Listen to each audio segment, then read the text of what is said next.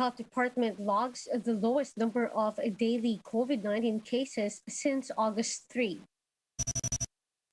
More areas have been placed under GCQ after Metro Manila downgrades to Alert Level 3.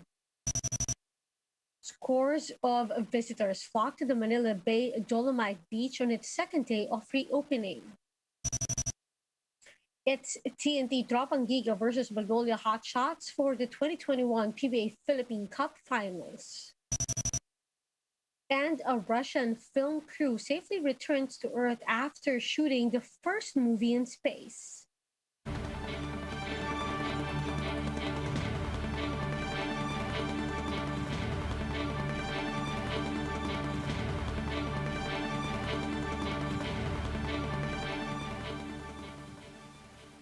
Fast, focused, and fearless, here's a roundup of stories we're watching now. I'm Riza Diaz. Metro residents are taking advantage of the eased COVID-19 restrictions in the capital. A number of families are seen flocking to the Dolomite Beach in Manila. Camille Samonte with the story. Groups of families flocked to the Manila Bay Dolomite Beach on Sunday. These as Metro Manila eased up its quarantine restrictions to Alert Level 3. Under the IATF guidelines, minors are now allowed to go outdoors. Some parents took advantage of the relaxed restriction. Dami nga, dapat hindi kami pupunta. Kailan to? Panganay ko, nagsabi bukas naman na sabi niya punta tayo doon, magtatampisaw lang kami. Mas maganda na po siya, tapos amoy dagat na po. Hindi katulad po dati na amoy basura, mabaho, tapos masangsang yung amoy. Ito, maganda na siya. Another visitor traveled from Pasig to witness the progress of Manila-based rehabilitation. Dati nung unang punta namin, kasi all black pa talaga yung mga sand dito. Ngayon, maganda na siya, malinis na. Compared sa dati talaga na hindi mo talaga ma-explain yung amoy na naaamoy mo dito, na halo-halo na yung basura, mga dumi ng hayop ng tao. Some vendors were also happy about the reopening of the Dolomite Beach. Nadagdagan yung income namin. Opo. Mahirap na kasi halos pangkain lang nakakuha namin eh. Marami nang nakalabas, marami na pong taong dami ng taong gumagala dahil maluwag-luwag na po yung natin, parante. Hindi pa maluwag? Wala kang masyadong benta? Wala po. Kasi konti lang ang tao. Visitors can enter the man-made beach daily from 8 to 11 in the morning and 3 to 5 in the afternoon. The Environment Department had to open the gate as early as 6 a.m. today because crowds gathered along the baywalk even before the opening time. Physical distancing was also difficult to implement due to the influx of visitors. They are not required to be vaccinated to enter the premises, but face masks should be worn at all times. Bringing of food, drinks, and pets as well as swimming are prohibited at the beach. Makikita ng tao dyan na yung lugar ng beach nourish area na mayroon dolomite ay clear yung tubig. Dahil yung dolomite ay meron siyang karakteristik na i-filter niya yung tubig at i-neutralize niya yung pH ng tubig o acidity. Pero hindi pa natin pinapayagan na yung publiko ay maligo, pwede lang sila magtampisaw dyan. A man dressed in a COVID-19 themed costume was also spotted in the area. He was urging the visitors to follow health protocols and to get vaccinated. A few kilometers away from the Dolomite Beach is the famous shopping area of Divisoria, where throngs of shoppers also took advantage of the pre-Christmas sale. Namimili po kasi mga mura po yung dito eh. Dito nga mura, tsaka talagang maramihan ang bili mo talaga Divisoria para ma-display mo sa tindahan. Despite the ease restrictions, some vendors can help but complain about their poor sales. Dati pagka wala pang pandemic, talagang ganitong buwan, siksika na rito. Pero ngayon wala. Ang iba niya, namamasyal pa lang. Baka nagkakambas-kambas pa lang kung saan ang mura. For News 5, Camille Samonte, we are One News. More areas have been placed under GCQ until end of the month. The IATF approved placing Bulacan, Apayao, and Capiz under the more relaxed restrictions starting tomorrow until October 31st. Bulacan and Apayao were initially under MECQ, while Capiz was under GCQ with heightened restrictions.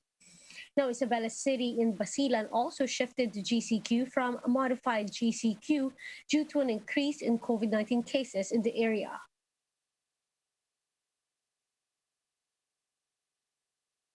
The health department logged over 6,900 cases today, less than 1,000 lower than yesterday. Today's figures account to 3% of the active cases, which are now over 81,000. The total caseload still stands at 2.7 billion. Now, at least 95 new deaths were recorded, also lower than yesterday's 156. That toll is now at over 40,000. The recovery count, meanwhile, is now approaching the 2.6 million mark with over 10,000 new survivors.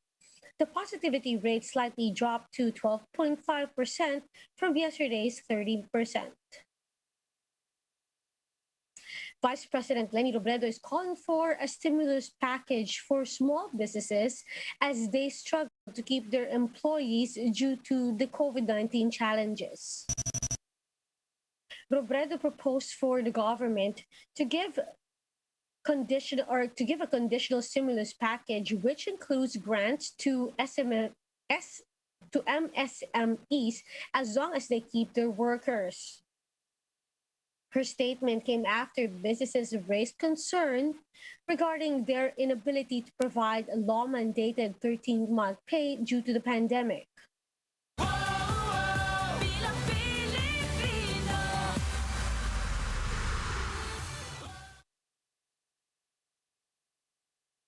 Now, here are the recent developments on Philippine politics. Labor leader and presidential aspirant Lodi de Guzman said instead of the unity talks bringing together the opposition, it only created division among anti-administration candidates. Speaking to us earlier, de Guzman said Senator Manny Pacquiao and Manila Mayor Isko Moreno, both presidential aspirants, are not true opposition candidates. But he said their negotiations with Vice President Leni Robredo helped legitimize their claims of being oppositionists. In a text message to News 5, Senator Ramon Bong Revilla Jr. claims he will not be running as president. This is despite his political party, the Lakas CMD, supposedly convincing him to be their standard bearer. This development came after Davao City Mayor Sara Duterte declined their offer to run for president. And former Bayan Muna Representative Nery Colmenares welcomes his inclusion in the senatorial lineup of presidential aspirants Senator Manny Pacquiao and Labor leader Lodi de Guzman. In a statement, he called the endorsement a, quote, very positive development for the people's candidate, or for pro-people candidates. But the Makabayan Coalition clarifies that they are not yet endorsing any presidential bet. This as the group continues to consult aspirants on their platforms and to push for a broad unity against Duterte and Marcos.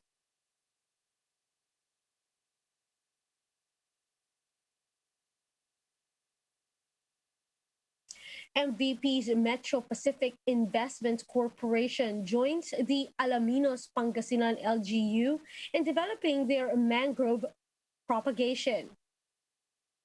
Now, the foundation also donated some business kits to the city's special sector. Laila Panghilinan with the story. Not only is the mangrove propagation information a sight to behold, it is also one of the reasons why the residents of the city of Alaminos in Pangasinan experience less flooding. This is a joint project of the Metro Pacific Investments Foundation and the LGU of Alaminos. Pre-pandemic, it has generated a lot of jobs for the locals. Itong mga mangroves natin ay nami-mitigate yung paghampas ng ating mga alon dito sa ating, lalo na pag mga bagyo. And in addition to that, yung mangroves natin nagiging breeding ground siya ng ating mga isda. Ang Alaminos, Pangasinan po ay isang partner community ng Metro Pacific Investments Corporation. Dahil po nung 2011, nag-start po kami ng Shoritap dito. At ang Shoritap program po ay isang environmental awareness program kung saan kami will be partner with the LGU. But just like in any part of the world, the livelihood of the people of Alaminos has taken a dip because of the pandemic. From seamstresses to tour guides, workers were left unemployed. Because of its strong relations, residents will always be in the list of beneficiaries of the Metro Pacific Investments Foundation and Alagang Kapatid Foundation. Dito po natin chinanel yung ating mga programs ng puhunang pangkabuhayan. Imbes na po ayuda or mga food packages ang binibigay natin, nagbigay po tayo ng mas sustainable na programa tulad po ng mga pangkabuhayan. Jessica couldn't be any happier after receiving her very own sewing machine and sharing it with others. Super thankful po ma'am at saka syempre masaya po na malaking tulong po ang mga sewing machines na ibinigay po sa amin para may share din po sa mga kagaya naming persons with disabilities. Daisy is happy now that she can start anew after receiving a retailer kit. Nagpapasalamat po kami ngayon dahil may tumulong po sa amin ngayon na araw na ito at binigyan po kami ng isang magandang blessings po sa araw na ito. While Marianne finds the bike that she received from the Alagang Kapatid Foundation and Metro Pacific Investments Foundation very useful while selling merienda in the neighborhood. Laking tulong po nitong natanggap ko na bike ngayon. Pwede kong dagdagan na yung mga paninda ko ngayon. Di nakagaya dati pag hawak-hawak ko lang. Ngayon, pwede ko na siyang extension ng sidecar niya. Mas marami na akong may bebenta, ma'am. Malaking tulong po talaga. Kaya maraming salamat po. But no one is happier than Metro Pacific Chairman Manny V. Pangilinan. Pangilinan's Hong Kong-based First Pacific, which celebrated its 35th year, is the reason behind these early Christmas presents for the Alaminians. But for the LGU, it is more than just an advanced Christmas treat. Especially na nasa pandemya tayo, na livelihood talaga ang isa sa mga natamaan sa atin ay marami po itong matutulungan ng mga kababayan po namin dito sa Alaminos. For News 5, Laila Pangilinan, we are One News.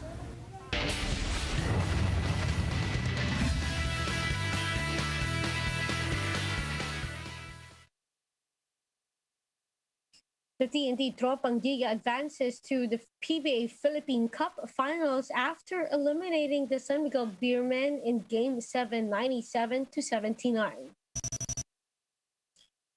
The Tropang Giga were able to keep their lead through the match, close the door on any of the Beermen's rallies. Come the fourth quarter, TNT were able to snatch its biggest lead to secure the victory and their slot in the finals. The Tropang Giga will be back on the final stage for the second consecutive season and will hope to reverse last season's outcome. They are set to face the Magnolia Hotshots. Lights, Camera, Action. A Russian film has landed in Kazakhstan from the International Space Station to give a literal out of this world movie experience. The three-member crew, including Russian actress Yulia Presild, arrived safely on a landing site from a Russian Soyuz space capsule.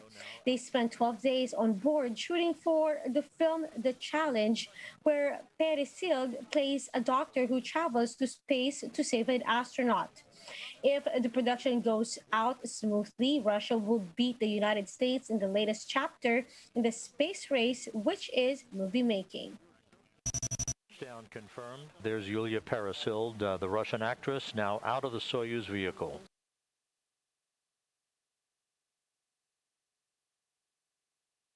Now, for more updates, visit News 5, the Philippine Star, and Business World Online. Visit our website, onenews.ph, for more in-depth analysis. You can also catch One News on Signal Play app. Register for a free account now at www.signalplay.com and stream One News live anytime, anywhere. I'm Riza Diaz. Mask on, wash hands, and stay safe, Philippines. We are One News.